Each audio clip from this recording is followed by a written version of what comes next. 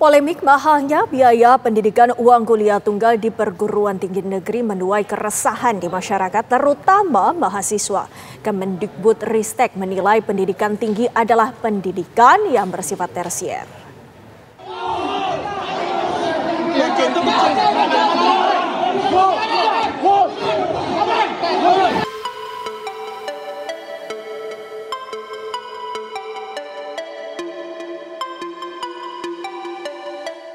Mahalnya biaya pendidikan uang kuliah tunggal atau UKT dan iuran pengembangan institusi atau IP menuai keresahan di kalangan mahasiswa dan juga masyarakat. Kenaikan UKT dan IP ini disebut-sebut timbul usai terbitnya Permendikbud nomor 2 tahun 2024 tentang standar satuan biaya operasional pendidikan tinggi pada perguruan tinggi negeri di lingkungan Kemendikbudristek. Tak heran jika kenaikan biaya kuliah membuat mahasiswa di sejumlah perguruan tinggi negeri keberatan dengan kenaikan yang tanpa tedeng aling-aling, bahkan hingga 800%. Meski mendapatkan reaksi keras, Dirjen Dikti Cicik Sri Cahyandari menyebutkan kenaikan UKT telah sesuai dengan Permendikbudristek, di mana telah diatur berdasarkan besaran angka biaya kuliah tunggal atau BKT, juga besaran standar satuan biaya operasional pendidikan tinggi negeri. Selain itu, pendidikan tinggi juga dinilai sebagai pendidikan tersier. Pendidikan tinggi itu adalah tertiary education. Jadi bukan wajib belajar.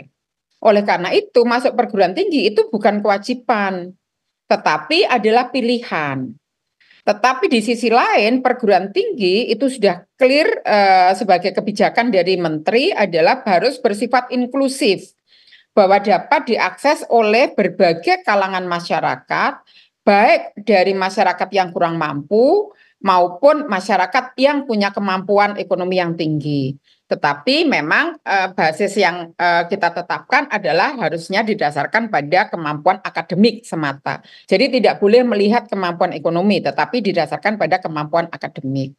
Nah, oleh karena itu, dan karena ini sifatnya adalah tertiary education, pendidikan yang sifatnya adalah pilihan, maka pemerintah itu juga tidak menyiapkan pendanaan utuh, karena ini kan sifatnya pilihan.